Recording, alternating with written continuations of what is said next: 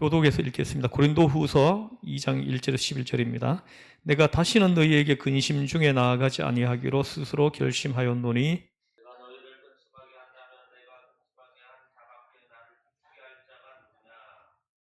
내가 이같이 쓴 것은 내가 갈 때에 마땅히 나를 기쁘게 할 자로부터 도리어 근심을 얻을까 염려하며 또 너희 모두에 대한 나의 기쁨이 너희 모두의 기쁨인 줄 확신함이로라.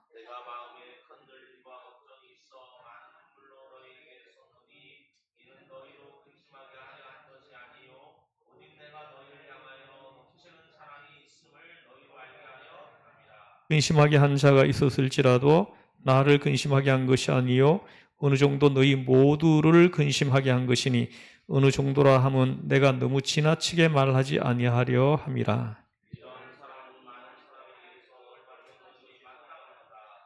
그런즉 너희는 차라리 그를 용서하고 위로할 것이니 그가 너무 많은 근심에 잠길까 두려워하노라. 너희가 범사에 순종하는지 그 증거를 알고자 하여 내가 이것을 너희에게 썼노라.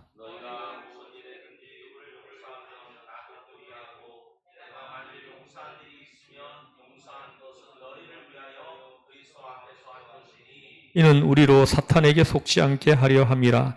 우리는 그 괴책을 알지 못하는 바가 아니로라. 아멘. 끝까지 다 읽죠. 여기 12절부터는 다 함께 읽겠습니다. 내가 그리스도의 복음을 위하여 드로아의 이름에 주 안에서 문이 내게 열렸으되 내가 내 형제 디도를 만나지 못함으로 내 심령이 편하지 못하여 그들을 작별하고 마게도냐로 갔노라. 항상 우리를 그리스도 안에서 이기게 하시고 우리로 말미암아 각처에서 그리스도를 아는 냄새를 나타내시는 하나님께 감사하노라.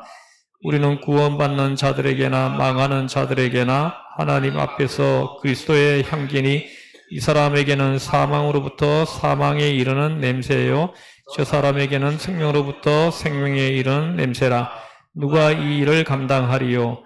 우리는 수많은 사람들처럼 하나님의 말씀을 혼잡하게 하지 아니하고 곧 순전함으로 하나님께 받은 것 같이 하나님 앞에서와 그리스도 안에서 말하노라. 아멘.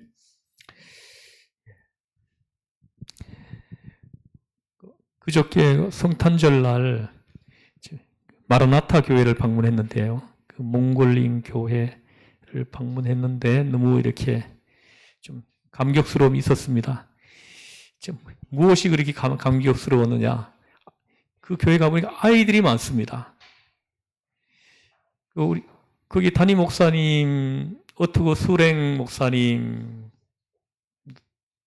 자녀가 4명이에요. 아들 2, 딸 2입니다. 그리고 그날 이렇게 사회 본 분 있죠, 그죠? 사회를 보신 분.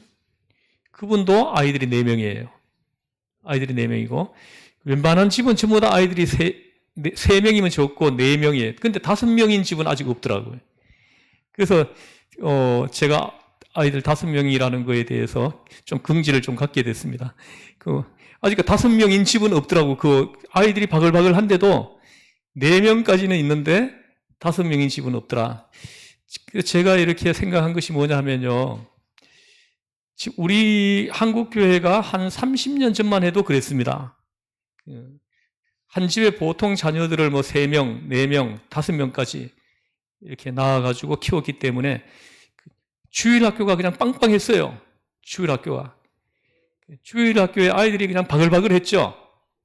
그런데 어느 순간부터 아이들이 줄어들기 시작해가지고 지금 우리 교회가 소속되어 있는 함해노회에 348개 교회가 있는데 348개 교회 중에서 주일학교가 없는 교회가 200개가 넘습니다. 110 몇 개 교회만 주일학교가 지금 있고 200개가 넘는 교회가 주일학교가 없습니다. 그래서 목사님만이라도 아이들을 좀 많이 낳으면은 그래도 좀 이렇게 아이들 수가 좀 적어도 주일학교 명맥은 유지해갈 수 있잖아요. 그래서 보세요. 이게 힘들어서 요즘 이렇게 왜 그런 그 혼인을 안 하려고 하고 아이들을 안 키우려고 하느냐? 이거 저의 개인적인 분석이에요. 저의 개인적인 분석은 뭐랄까, 방금 말씀하신 대로 힘들다는 거예요. 이 결혼을 해가지고 서로 사랑하고 아껴주고 그 애틋한 감정을 가지고 이렇게 행복하게 살면은 뭐 혼인을 누가 안 하고 싶어 하겠어요, 그죠? 근데 이 혼인을 하고 난 다음에 그 부부가 너무너무 이 갈등이 많고 너무너무 이렇게 안 맞는 게 많으니까 이게 맞추어가는 것이 너무 힘들다는 거죠. 또 이렇게 요즘 청년들이 뭐 본인들의 부모님들이 그렇게 행복하게 사는 걸 보지 못한 그런 이제 또 청년들 같은 경우에는 더욱더 잘 안 하려고 합니다, 결혼을. 안 하려고 해요. 결혼을 하면은, 눈에 보이거든요. 자기의 혼인 생활이 눈에 보이는 거예요. 그래서 안 하려고 하는 그런 청년들이 많다. 이게 뭐 저의 개인적인 분석인데요. 또 하나는 뭐냐 하면은 본인이 아이를 안 낳으려고 한다는 거죠. 또 혹시 이렇게 혼인을 해도 아이를 안 낳으려고 해요. 혹시 낳는다고 해도 1명, 또 많이 낳으면 2명, 이렇게 되는 거예요. 그러니까 지금 뭐 0.7명까지 떨어졌죠. 출산율이. 그러니까 지금 서울의 뭐 종로에 있는 뭐 중학교, 고등학교도 지금 내년에 폐교를 앞두고 있다고 그러더라고요. 폐교해야 되는데 서울에 있는 학교도 폐교를 해야 된다는 거예요.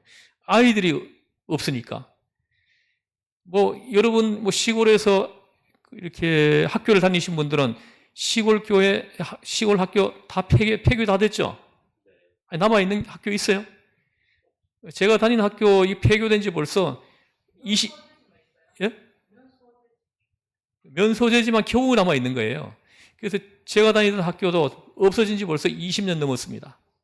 없어졌고, 그때 제가 다닐 때만 해도 650명 넘었었어요, 전교생이. 650명이 넘었었는데, 아이가 없는 거예요. 아이가 10명 밑으로 내려가가지고 폐교를 하고, 읍내에 있는 학교로 이렇게 보내고, 또 뭐 지자체에서 그 아이들을 태워가지고 통학하는 차를 뭐 이렇게 뭐 통학버스를 만들어줬다, 이렇게 얘기를 하더라고요. 지금 이렇게 심각합니다. 그래서 주일학교가 없어질 수밖에 없는 이런 이제 환경이 있다. 그리고 또 하나는 뭐냐 하면은 희생을 안 하려고 한다는 거예요. 이 세대 사람들이 희생을 하려고 할 마음이 없어요. 내가 혼인을 하면은 내가 고생해서 돈 벌어가지고 배우자 또 아이들이 생기면 아이들을 내가 벌어 먹여야 되냐, 이런 생각을 하는 거예요. 그래서 안 한다 이거죠. 안 한다는 거예요. 그냥 혼자 살겠다. 혼자서 뭐 즐기면서 살겠다 이거죠. 그래서 좀 아이들이 없는 거예요. 그러니까 교회도 아이들이 좀 없어진다는 거죠.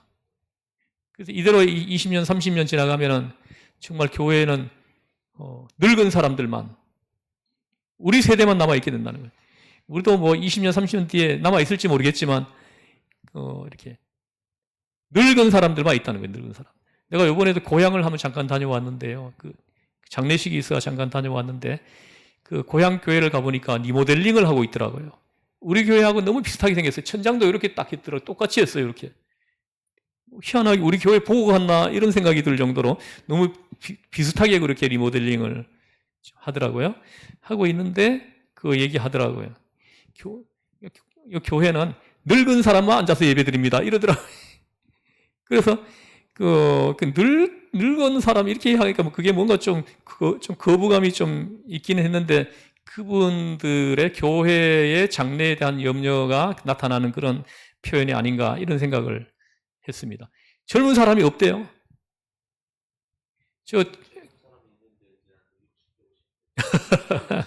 맞아요.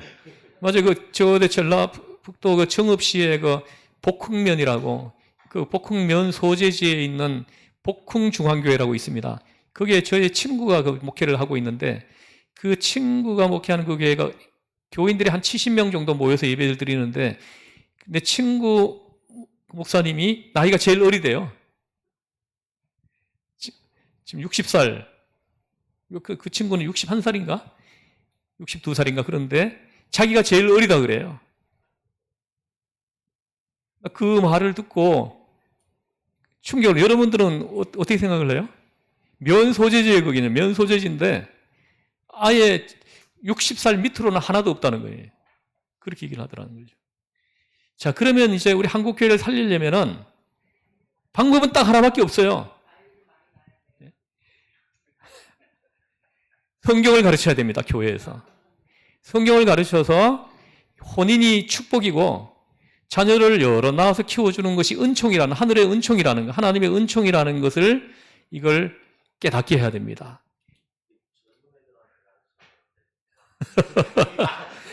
예. 그 젊은 층들은 아예 성경 공부를 안 하는 것으로 알고 있어요. 그래서 우리 교회가 이제 분위기가 좀 바꿔지면 좋겠죠. 젊은 사람들도 다 성경 공부를 하고 가도록. 이제 목장 모임을 하잖아요. 목장지기들한테 그 책임이 있습니다. 특히 우리 조은영 집사님은 그 오후에 성경 공부까지 하고 가도록. 어디 가요?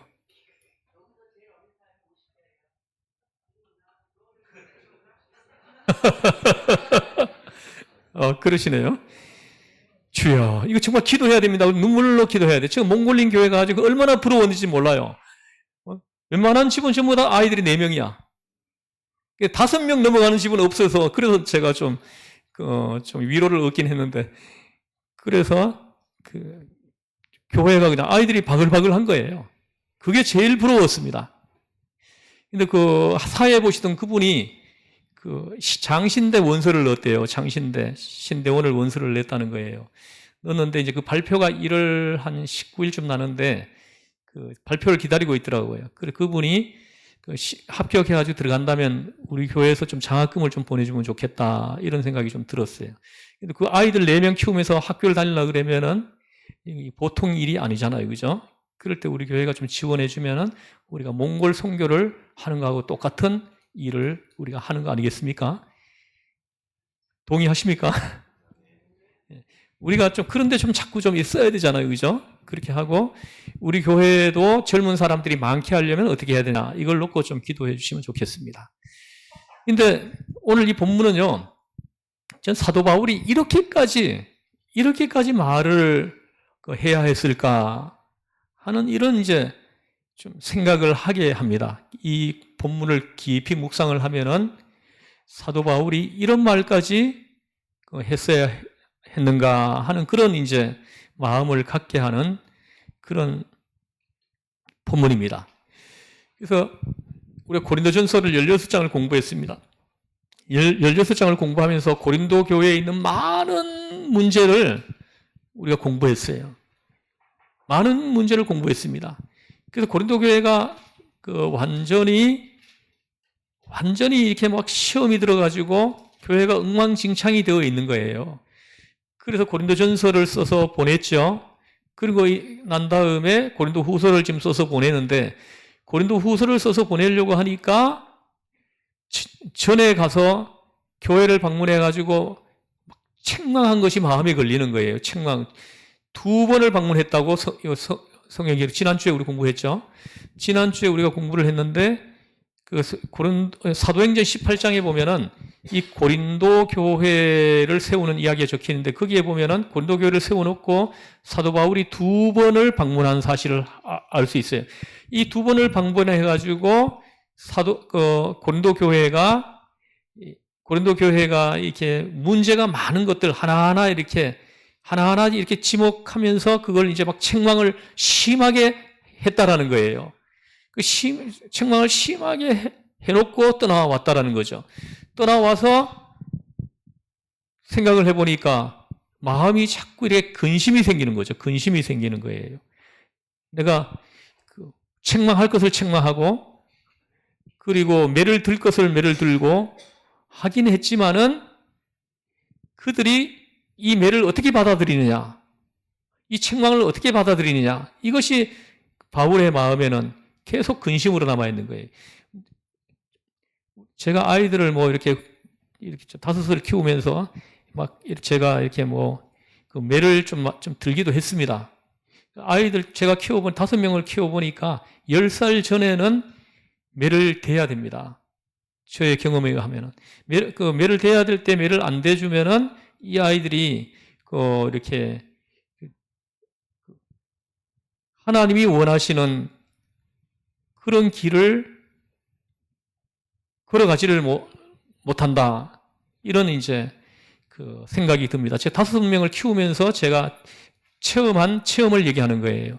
그래서 10살 전에는 예를 들어서 도둑질을 했는데도 매를 안 대면은 되겠습니까? 막 거짓말을 막 이렇게 습관처럼 하는 걸 보면서 혼을 내지 않으면 되겠습니까? 근데 10살 이후에는 매를 대면은 이게 역효과를 내는 것 같아요. 제가 아이들을 키워보니까. 10살 이후에는 아이들을 매를 대지 않고 아이들을 교훈하고 키울 줄 아는 지혜로움이 필요하다. 아이들 한 5명 키워본 부모는 아마 이 교육학 서적 하나 이렇게 만들어낼 수도 있어요. 키울 때 경험들을 하나하나 이렇게 기록해 나간다면은 좋은 나는 교재가 될 수 있다. 이렇게 생각을 합니다. 그래서, 근데 10살 이전에 이렇게 조금 엄하게 좀 키워 놓으면은 10살 이후에는 매를 댈 일이 거의 안 생깁니다. 거의 안 생기더라. 이게 저의 경험이에요. 그래도 우리 5째 한별이 얘가 뭐 지금 질풍노도의 시기를 지나가고 있어요.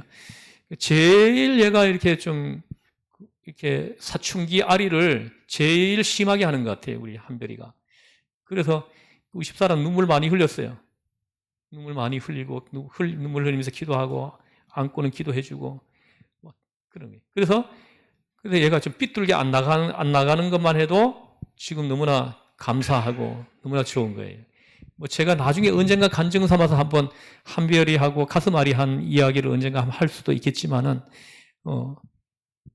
하여튼 이 사춘기 아리를 제일 심하게 지나가고 있는 것 같아요. 위로 4명은 그냥 사춘기가 지나가는 줄도 몰랐어요. 그래서 우리 하평이하고 이런 얘기를 한번 했더니 아빠, 한별이가 정상이에요. 이러더라고. 한별이가 정상이래요. 우리가 비정상이래요. 이러더라고.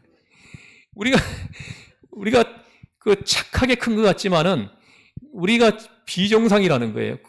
그때 아이들에게 나타날 수 있는 모습들이라는 거예요. 그래서 그거 가지고 엄마 아빠가 너무 힘들어 하면은 안 된다.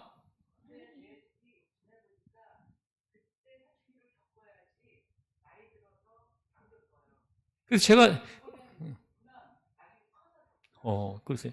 그래 어쨌든 저도 이렇게 뭐 위인전을 읽어본다든가 내 주변 사람들을 볼 때 우리나라에서도 뭐 성공한 사람들을 살펴보면은 청소년기가 좀 굉장히 좀 이렇게 뭔가 이렇게 좀 방황을 많이 한 사람들이 많아요.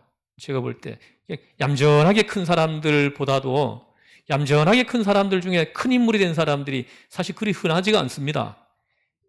그 청소년기에 뭐 이렇게 사춘기 아리를 많이 한 아이들이 나중에 이렇게 큰 인물이 되는 그런 경우들이 훨씬 더 많더라.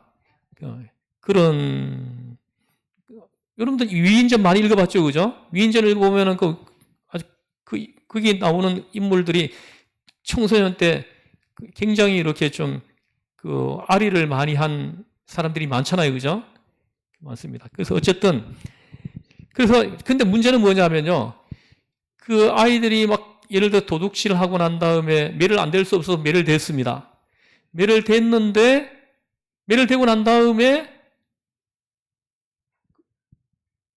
이게 그 매댄 것 때문에 이것 때문에 또 내 마음속에 큰 어떤 고민인가 갈등 이런 게 막 있는 거예요. 막 근심이 있는 거예요. 혹시 매를 댄 것 때문에 얘가 삐뚤어져 나가면 어떡하나?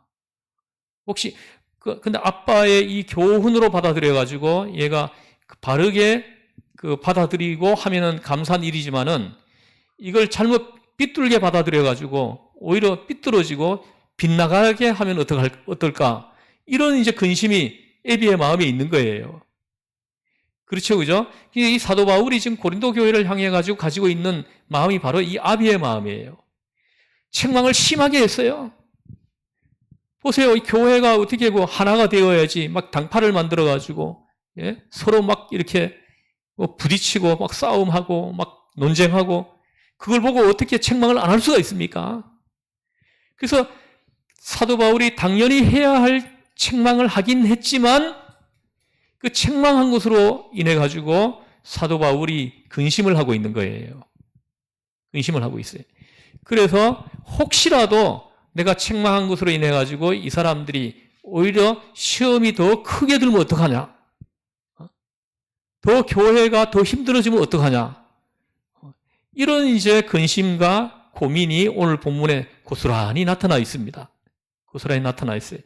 그래가지고 지금 고린도 교회를 다시 가가지고 해줄 말이 또 있기는 한데 지금은 안 간다는 거예요. 그래서 1장 그 위에 보면은 1장 23절에 보면은 1장 23절을 우리 한번 읽어보죠. 시작. 내가 내 목숨을 걸고 하나님을 불러 내가 다시 고린도에 가지 아니한 것은 너희를 아끼려 함이라. 보십시오. 내가 내 목숨을 걸고 하나님을 불러 증언하시게 하노니 내가 다시 고린도에 가지 아니한 것은 너희를 아끼려 함이라. 그래서 보십시오. 혹시라도 내가 다시 방문하게 되면 또 책망을 해야 될 텐데 내가 또 책망을 하게 되면은 오히려 저들이 더 큰 시험에 빠지지 않을까. 이게 근심이 있는 거예요. 그래서 지금 가고 싶지만 가서 또 바로 잡아주고 싶은 것들, 이런 것들은 이렇게 잡아주고 싶은 것들이 있지만은 바울이 지금은 안 간다 이러는 거예요. 그 이유가 뭐냐면 너희를 아끼려 하노라 이렇게 얘기합니다. 너희를 아끼려 하노라. 그 시험 드는 사람이 더 이상 생기지 않기를 바란다는 거예요. 우리 교회도 뭐 한번 시험이 한번 들어가지고 좀 힘들었을 때가 있었습니다. 그럴 때 이제 좀 많은 분들이 이렇게 교회를 떠났는데 그때 제가 있잖아요. 하나하나 이렇게 밝힐 수도 있지만은 하나하나 내가 밝히면서 문제점을 지적하고 밝히면서 이렇게 얘기를 할 수 있었지만은 한마디도 안 했습니다. 저는 그냥 엎드려 기도했어요. 하나님께 맡겨버렸어요. 하나님께서 해 주십시오. 저는 제가 직접 못하겠습니다. 이 기도만 했어요. 그래서 2년 동안 우리 교회가 아리를 한 거예요. 2년 지나가면서 하나님께서 정리를 싹 해주시더라고요. 그래서 만약에 제가 그때 하고 싶은 말을 다 했다면 어떻게 되겠습니까? 내가 원하는 대로 되겠습니까, 교회가? 한데 오히려 시험이 더 커지고 교회가 더 크게 흔들릴 수 있다는 거예요. 사도 바울의 마음이 바로 이 마음이에요. 고린도 교회를 향한 마음이 바로 이 마음이라는 거죠. 근데 이제 제가 이렇게 목회를 해보니까요. 교회가 그렇게 시험이 들 때는 세 부류의 사람들로 이렇게 갈라지더라고요. 그 중에 한 부류는 목회자와 반대편에 서가지고 목회자를 이렇게 공격하는 사람이 있어요. 목회자를 공격하는 사람이 있습니다. 목회자에게 이렇게 반항하는 거죠. 그래서 그 반대편에 있는 사람이 있고, 근데 이제 두 번째 부류의 사람들은 그쪽으로 합류하는 사람이 있어요. 본인들하고는 아무 연관이 없는데 그 목회자를 반대하는 쪽 사람들에게 서는 사람들이 있다는 거죠. 서는 사람들이 있어요. 그리고 또 한 부류의 사람들은 중도가 있어요. 중도. 중립을 지키는 사람들이 있어요. 중립을 지키는 사람들이. 중립을 지키는 분들은 그쪽에 서지도 않고 이쪽에 서지도 않습니다. 이쪽은 어떤 사람이냐면, 목회자를 보호하려고 하는 사람이에요. 목회자를 보호하고 교회를 사랑하고 지키려고 하는 사람들이에요. 이 부류의 사람들이 있다는 거죠. 근데 중간에 있는 분들이 이제 저쪽에도 안 서고 이쪽에도 안 서는 거예요. 안 서는 거죠. 그래서 나중에는 결국은 중간에 서 있는 분들도 떠나시더라고. 그쪽에 서지는 않는데 떠나시더라는 거예요. 그래서 교회가 막 이렇게 막 시끄러운 거, 시험 드는 걸 싫어하는 거예요. 그럴 때 교회를 지키려고 하는 것이 아니라 그냥 떠나시더라고요. 떠나시더라는 거죠. 그래서 결국은 반대편에 있는 사람들도 떠나고 중도에 있는 사람들도 떠나고, 그리고 교회에 마지막에 남는 사람들은 목회자를 보호하려고 하는 사람, 교회 공동체를 지키려고 하는 사람들만 남더라는 것이죠. 그래서 사도 바울이 바로 지금 고린도 교회가 그렇게 되기를 원하지 않는다는 거예요. 반대편에 있는 사람들도 떠나지 않고 중도에 있는 사람들도 떠나지 않고 모두가 그리스도의 대속의 사랑으로 하나 되기를 바라는 거예요. 하나 되기를. 그래서 본인이 고린도 교회를 다시 방문해가지고 다시 책망하는 일이 생긴다 그러면은 막 떠나는 사람들이 생길 거라는 거죠. 막 떠나는 사람들이 생길 거라는 거예요. 시험이 들어서 떠날 사람들이 생긴다는 거죠. 그래서 그 사도 바울이 그 부분을 지금 근심하는 거예요. 여기다 보면 근심한다라는 단어가 몇 차례 나오죠. 그래서 그거를 근심하는 거죠. 여기 교회는 고린도 교회가 목회자에게 문제가 있는 거 아닙니다. 목회자에게 문제가 있는 게 아니고, 또 다른 어떤 것들로 문제가 있는 게 아니고, 이렇게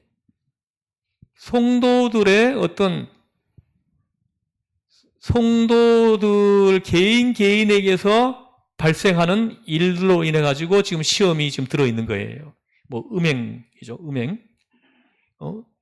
5장, 6장, 2장에 걸쳐서 음행하는 자들을 책망하고 있어요. 그리고 또 뭡니까? 송사 문제. 교인들이 교회 안에서 막 봉사하다가 막 치고받고 싸우는 거예요. 봉사하다가. 막 치고받고 싸우는데 이걸 가지고 세상법정에다가 고발하고 이러는 거죠. 세상법정까지 고발을 하고 이러는 거예요.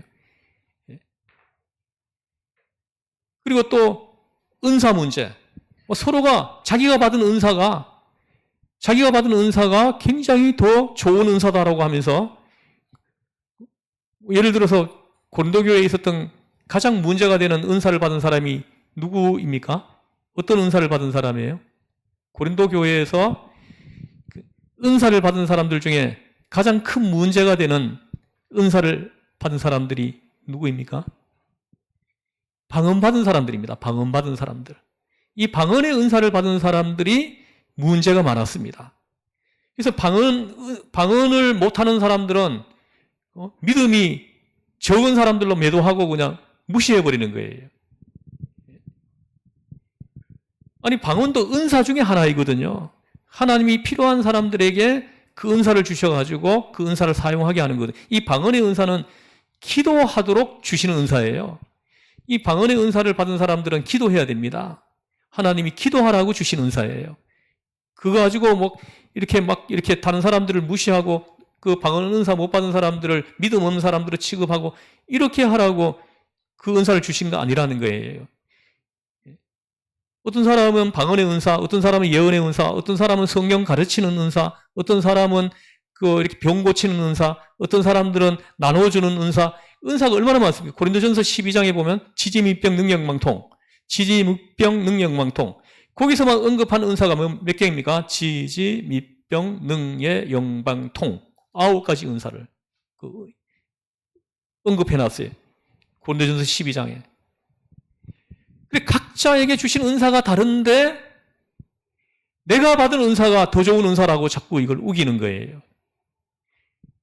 그래서 나는 이 은사를 받았지만은 다른 사람은 다른 은사를 받을 수 있거든요. 그럼 다른 은사를 받은 그 사람이 받은 그 은사를 존중하고 귀하게 여겨줘야 된다는 거죠. 그런데 내가 받은 은사가 더 좋은 은사라고 이러면서 이제 문제가 막 됐다라는 거죠.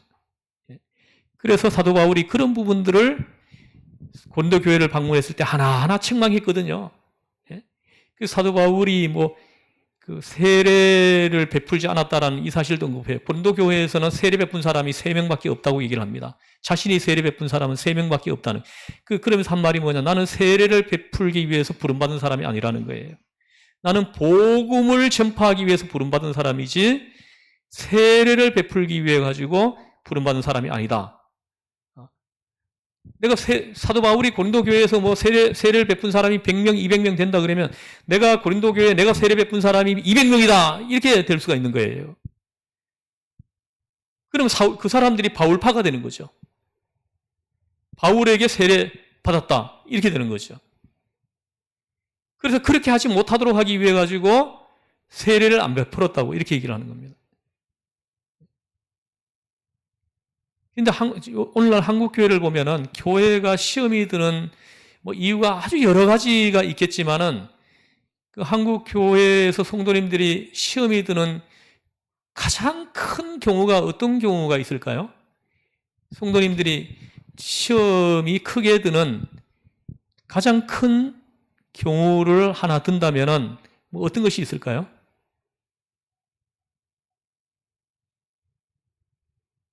여러분들이 경험한 그런 거 없어요?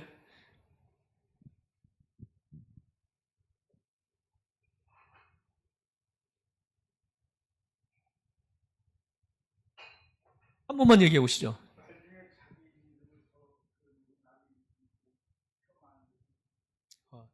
다른 사람의 믿음을 폄하하는 이런 것들 때문에요.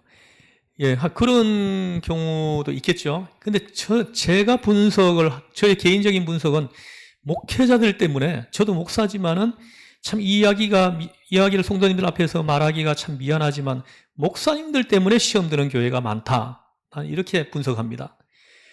보면은 그 사례를 하나만 딱 들어보면은 목사님들이 은퇴를 할 때 시험이 많이 들어요, 성도님들이.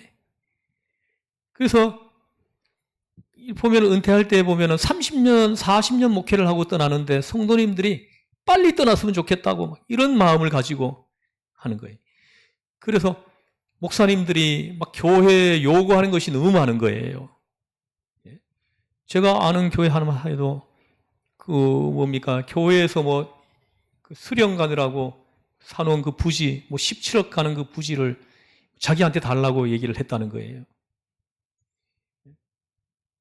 그리고 교회에서 10몇 억을 달라고 이렇게 얘기를 했다는, 이 교회는 내가 세운 거기 때문에 지분이 있다고 이렇게 얘기를 한다는 거예요. 그래서 그러니까 좀 의식이 있는 성도님들은 그 시험이 들죠. 시험이 들어요.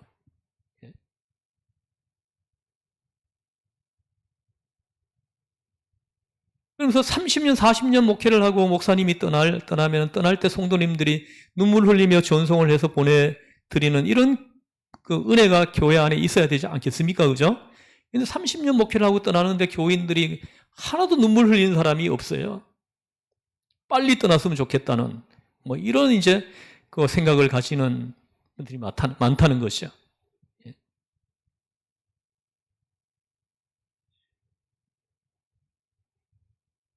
목사님들이 재산이 너무 많아요. 너무 많아요. 어떤 분은 5층 건물을 갖고 있더라고요.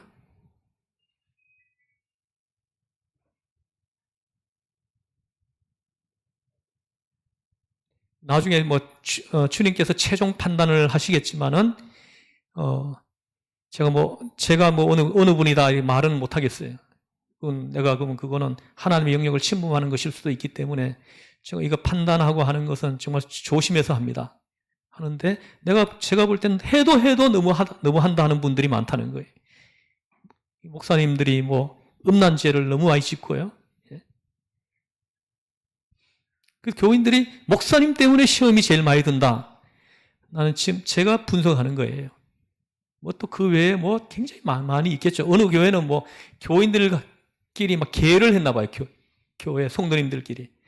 계를 했는데 그 개 우두머리를 뭐라 그래요?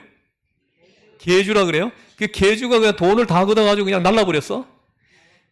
그래가지고는 그 교회, 남편은 장로님이고 그 부인은 권사님인데 이 장로 권사 부부가 개주 해가지고 돈을 다 모았는데 모아가지고 20억인가 들고 날라버렸어요. 그 성남에 있는 교회입니다. 제가 이 교회 이름은 안 되겠어요. 그래가지고 교회가 그냥 난리가 난 거 아닙니까? 교회가 난리가 난 거 아니에요. 그리고 또 제가 가락동에 있는 그 어느 교회는 교회가 너무 오래돼가지고 교회를 새로 지으려고 건축헌금을 했습니다. 성도님들이 건축헌금을 했는데 그 재정부장 장로님이 그 건축헌금을 가지고 주식에 투자를 해버린 거예요, 자기가. 그래야 나중에 이렇게 좀 수익을 봐가지고 다시 원금은 다시 들여놓으면 된다, 이런 생각을 했는데, 날려버린 거죠. 원금이 1억도 안 남았다는 거죠. 근데 이게 나중에, 그래가지고 이 재정보고를 하라, 이 잔금이 이렇게 남아있는 통장을, 그 사본을 제출하라고 하는데 안 내는 거예요. 안 내는 거예요. 그래가지고 나중에 조사를 해보니까 그런 일이 있었던 거예요. 그분이 재정부장 장로님이 학교 교장 선생님이었어요. 그분이 주식을 투자해가지고 그 난리가 난 거예요. 그래서 그 교회가 할 수 없이 그분 월급을 다 차압을 했다고 그러더라고요. 차압을 해가지고 월급을 차압해가지고 한다고 그런 얘기. 교회가 어떻게 그런 일이 생기냐는 거예요. 그래서 뭐 교회가 시험될 일이 너무너무 많습니다. 너무너무 많아요. 그래서 우리 교회는 재정 보고를 할 때 반드시 그 통장 잔고가 있는 그 통장 그 사본 복사를 해가지고 보고를 하도록 이제 결산할 때 그렇게 합니다. 그렇게 하니까 뭐 이렇게 잠깐 이렇게 뭐 이렇게 사용했다가 다시 집어넣지를 못해요. 그걸 다 이렇게 사본에 통장에 다 찍혀 나오니까. 그래서 이거 관리를 해야 되는 거예요. 성도님들이 전부 다 하나님 앞에 한 푼 바친 헌금이지 않습니까? 이걸 관리를 못해가지고 그런 일이 생긴다 그러면은 하나님께서 그 목사를 관리를 못한 걸로 인해 책망하시지 않겠냐는 거예요. 그래서 그 사도 바울이 이 모든 것들을 하나하나 책망하는 거죠. 책망을 했는데 또 하려고 하니까 이게 이제 그 책망을 하고 난 다음에 이분들이 지금 자숙하고 문제 해결을 하려고 하고 이러는 와중에 또 가서 책망을 하게 되면은 그분들이 자숙하고 회개하고 서로 하나 되려고 눈물 흘리며 기도하려고 하는 것이 아니라 오히려 그냥 터져버리는 경우가 생길 수 있기 때문에 지금은 안 가려고 한다, 이런 겁니다. 그래서 내가 지금 안 가는 것은 너희를 아끼려 하노라. 너희를 아끼려 하노라. 아끼기 때문에 안 간다, 이렇게 말씀하시는 거예요.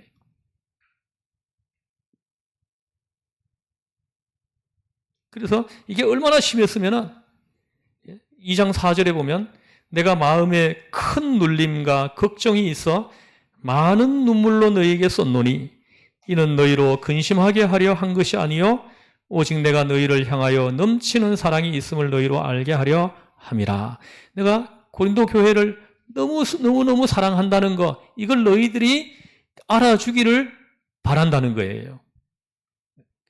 너희들이 하나님 앞에 회개하고 서로 주님의 사랑으로 하나가 되어서 복음 전파, 영혼 구원 이 사명을 잘 감당하는 교회가 되기를 바란다는 거예요. 그래서 자기가 책망을 하고 왔습니다. 책망을 하고 난 다음에 큰 눌림이 있는 거예요. 큰 눌림이. 정말 그래요. 제가 아이들을 키우면서 막 매를 대고 난 다음에는 저에게 큰 눌림이 있어요. 제가 이 매를 대임으로 인해 가지고 이 아이들이 혹시라도 빗나가면 어떡하냐 하는 이런 근심으로 인해 가지고 막 눌림이 생겨요. 눌림이. 이 눌림이 자녀들을 키워보신 분들은 좀 이해하실 수 있겠죠, 그죠? 이 눌림이 있어요. 혹시라도 이 아이가 잘못 곁길로 잘못 가면 어떡하냐? 하나님을 떠나면 어떡하냐? 이런 근심으로 눌림이 있다는 거. 이 눌림은 정말로 고통스러워요. 고통스럽습니다. 사도 바울에게 이 근심이 얼마나 심했는지 큰 눌림이 지금 있는 거예요. 큰 눌림. 이게 영적 눌림입니다. 영적 눌림.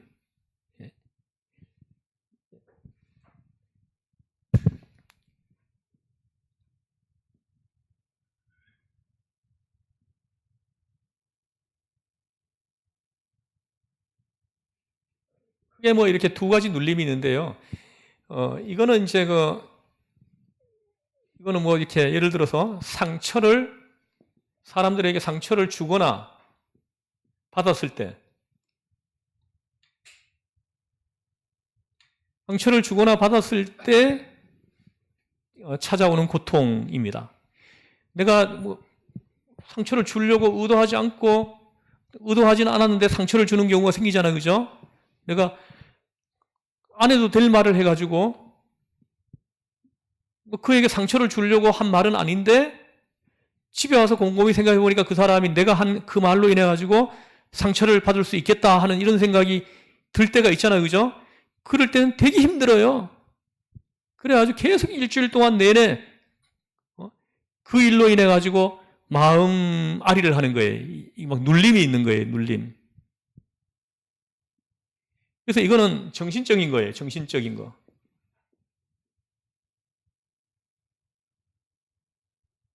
그래서 이 정신적인 누림은 보통 있잖아요. 육신이 이제 노동을 해가지고 노동을 해서 막 피곤해가지고 있을 때는 잠을 깊이 자고 나면요 개운해집니다.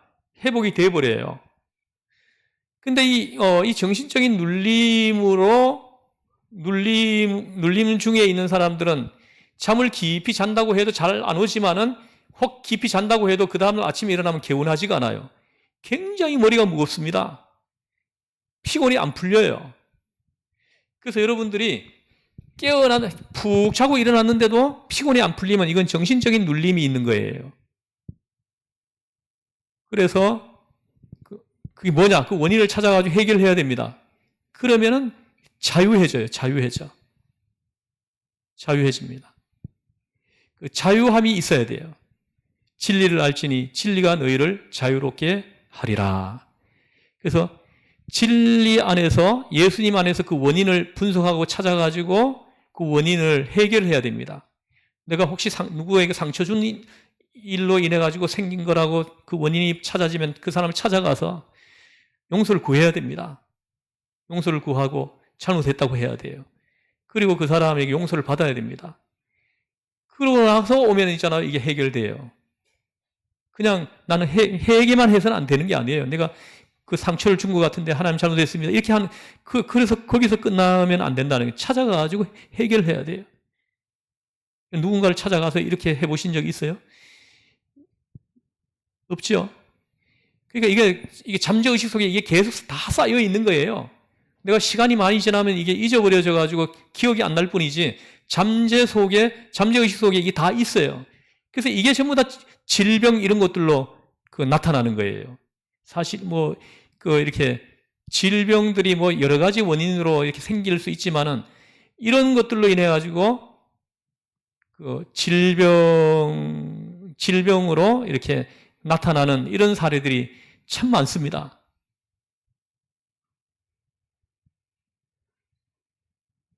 근데 이 영적 눌림이에요, 이거는. 이 영적 눌림, 이거는 영적인 일들로 인해 가지고 생기는 일들이에요. 예를 들어서 우리 목장지기님들이 목장을 인도하는데 목장 식구들 중에 하나를 내가 의도하지 않았는데 내가 이렇게 지혜롭지 못해가지고 좀 이렇게 상처를 준다든가 이렇게 해가지고 목장 모임에 안 참석한다든가 이렇게 되면은 눌림이 오는 거예요. 이런 것들은 영적 눌림이에요. 영적 눌림입니다. 목사에게 영적 눌림은 성도님들이 교회를 떠날 때도 찾아오는 것 같아요. 이 영적 눌림이. 떠날 때 우리 교회는 이렇게 성도님들이 이렇게 이사를 멀리 가가지고 떠나고 이러실 때가 그런 경우에는 우리 교회에서 파송하고 축복기도 해주고 이렇게 보내드립니다. 근데 이제 그런 경우가 아니고 다른 여러 가지 시험을 받거나 상처를 받고 이렇게 해가지고 이 떠날 때는 이게 눌림이 오래 가더라고요. 오래 갑니다.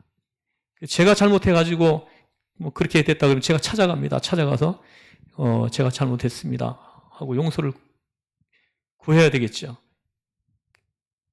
이 보세요. 사도 바울도 지금 내가 마음에 큰 눌림과 걱정이 있어 이렇게 얘기합니다.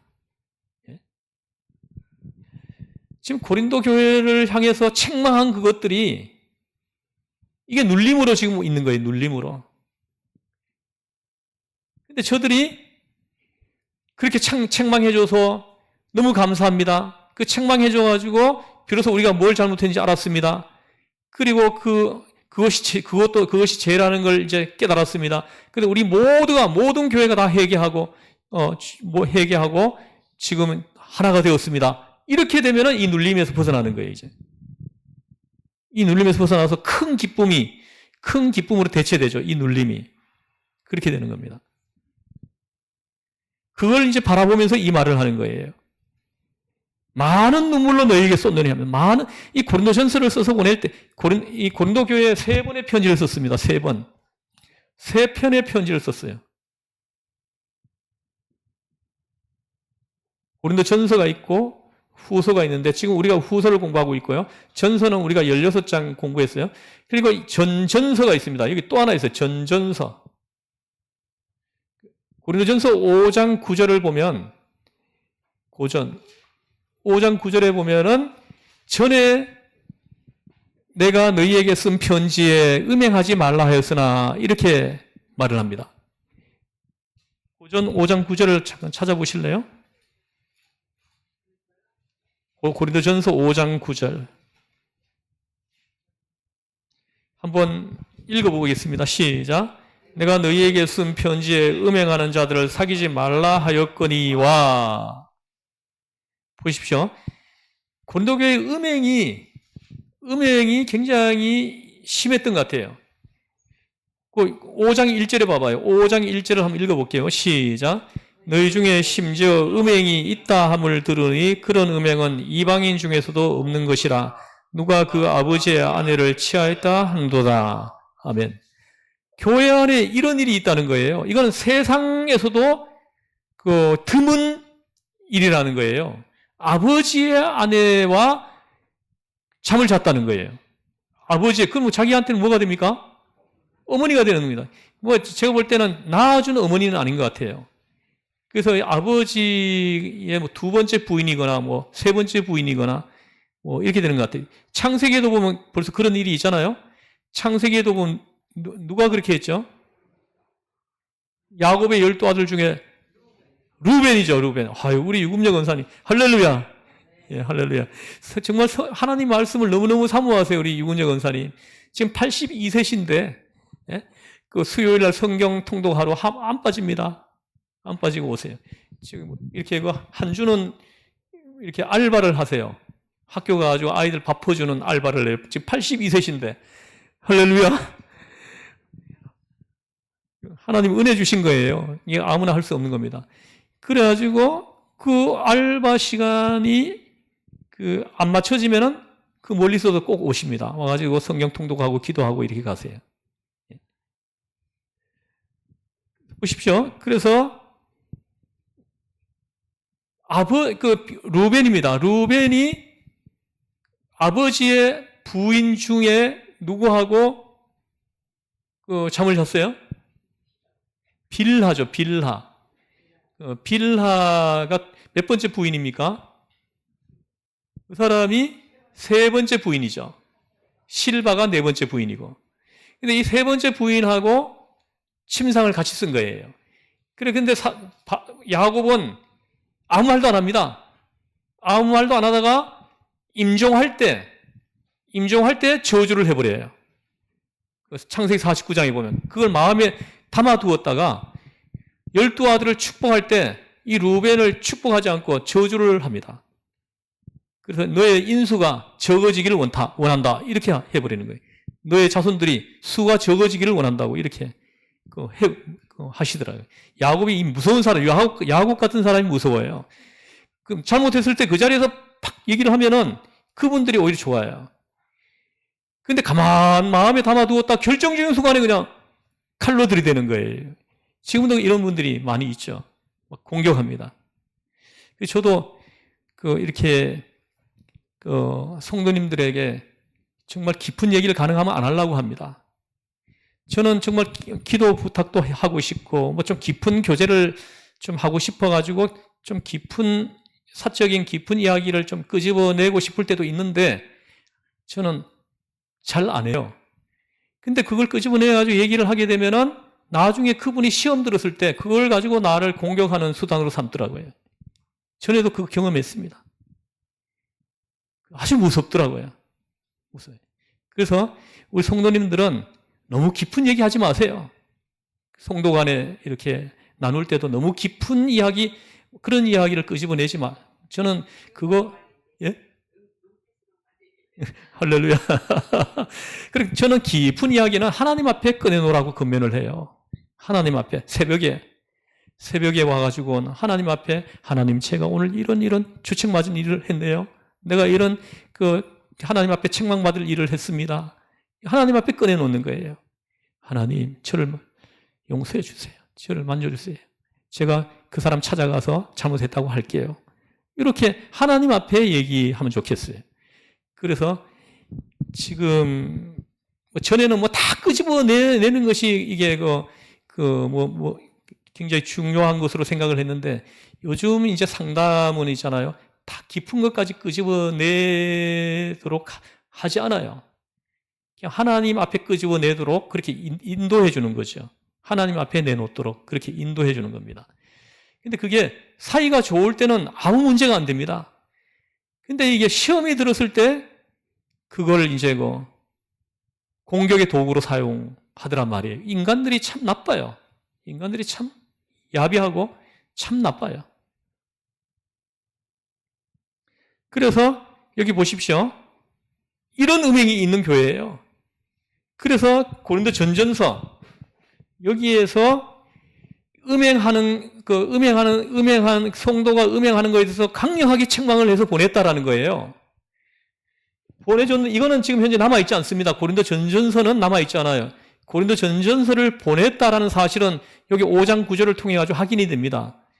편지를 3번 보냈다라는 걸 알 수 있는데 이 편지가 지금까지 남아있는 거는 이 2개가 남아있는 겁니다. 이거하고 지금. 고린도전서 16장과 고린도전서 13장 2개가 남아있습니다. 지금 현재 남아있지 않는 편지지만은 여기에 음행을 심하게 책망하는 사실이 있다는 거예요. 그런데 또 음행하는 사람이 있다는 거죠, 지금. 그래서 그걸 또 책망하고 있는 그런 내용입니다. 그래서 여기 보면요. 고린도전서 6장에 보면은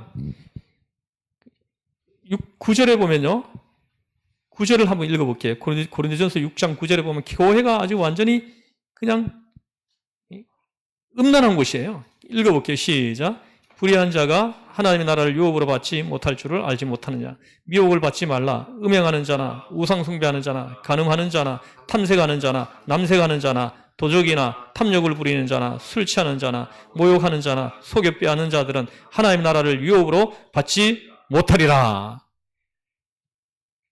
이렇게 무섭게 책망을 했어요. 이게 남색하는 자도 있다고 지금 얘기했어요. 교회 안에. 지금 태국 교회가 그렇습니다. 태국 교회가 지금 남색하는 사람들을 다 이렇게 허용하고 있어요. 지금 뭐 미국 교회도 뭐 그런다 그러죠. 심지어는 뭐 성직자들도 남색하는 사람을 세우는 거가 가능하도록 그 헌법을 바꾸는 그런 교단들도 지금 생겨나고 있다고 이러고 있잖아요. 이걸 사도 바울이 그렇게 강력하게 책망을 했다는 거죠. 그래서 사도 바울이 오늘 이 본문은 정리하면 이렇습니다. 이렇게 책망을 많이 했어요. 책망을 많이 했는데 그런데 고린도 교회가 이 책망을 은혜로 받아들이고 우리가 정말로 잘못했습니다. 우리가 그리스도의 대속의 은혜로 하나 되지 못한 거 용서를 구합니다. 이렇게 해가지고 회개하고 서로가 전부 다 눈물 흘리면서 기도하면서 서로 하나 되는 이렇게 되면은 사도 바울이 원하는 게 바로 이거거든요. 이 편지를 써서 보내는 목적이 이거거든요. 그런데 시험 드는 사람들이 있단 말이죠. 그래서 고린도 후서를 한 번 더 써서 보내는 거예요. 시험 드는 사람들이 있다는 걸 확인하고 한 번 더 써서 보내는. 그래서 사도 바울이 직접 가서 그 부분을 지적하고 싶지만은 안 가고 이 편지를 써서 보낸다. 이 말이에요. 이 편지를 써서 보내는 것으로 내가 대신한다. 그래서 너희가 하나님 앞에서 교회가 조금 부작용이 있을지 모르지만은 하나님이 원하시는 방향으로 고린도 교회가 잘 세워지고 걸어가기를 바란다. 이것이 오늘 본문을 정리하면은 이렇게 되는 거예요. 저는 우리 교회가 앞으로도 문제가 생길 수 있습니다. 그럴 때 이 말씀을 기억해가지고 시험 들지 않도록. 그래서 우리가 그리스도의 대속의 사랑으로 용서하고 서로 품어주고 이렇게 해가지고 우리 교회가 복음 전파, 영혼 구원. 우리 교회는 이 두 가지 사명을 위해 세워진 교회입니다. 복음 전파, 영혼 구원. 오로지 이 사명을 감당하는 데 집중하는, 자꾸 그런 일들로 자꾸 정력을 낭비하면은 이 사명을 감당하지 못합니다. 그래서 자꾸 이렇게 본질이 아닌 것들로 인해가지고 자꾸 이렇게 막 시험 들고 이렇게 하면은 이 본질에 집중을 못하게 되는 이런 이제 상황이 된다라는 것이요. 그래서 우리 교회는 그리스도 예수 십자가의 대속의 은혜 안에서 우리 하나가 되어가지고 복음 전파, 영혼 구원 이 사명을 우리 교회가 합력해서 이 선을 이루어가는 축복의 교회가 되기를 주의 이름 축원합니다. 아멘. 기도하겠습니다. 하나님 아버지,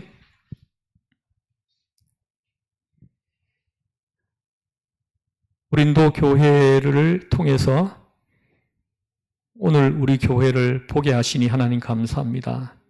하나님 아버지, 우리는 얼마나 흠투성이고 죄가 많은 자들입니까? 그러나 우리 주님은 그거 하나도 안 보고 그저 사랑하는 마음으로 십자가를 지시고 못 박혀 피 흘려 죽어주셨습니다. 그 크신 대속의 사랑을 받은 우리들입니다. 그러면 나하고 좀 대척점에 있는 사람들하고 안 맞는 부분이 있더라도 얼마든지 화합할 수 있고 얼마든지 하나가 될 수 있는데 그걸 못해서 교회가 시험이 들고 하나 되지 못하는 이런 일들이 오늘날 교회 안에 비일비재 나타나고 있습니다. 하나님 용서하여 주시옵소서.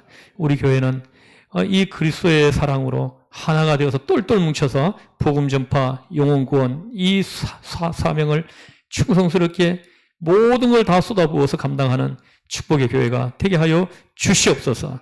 우리를 죄에서 구원하신 예수님의 이름으로 기도드리옵나이다. 아멘. 하늘에 계신 우리 아버지의 이름을 거룩하게 하시고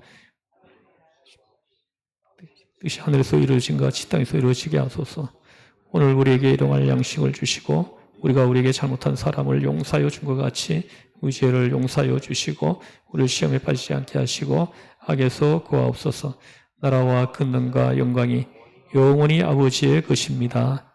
아멘. 아멘. 수고하셨습니다.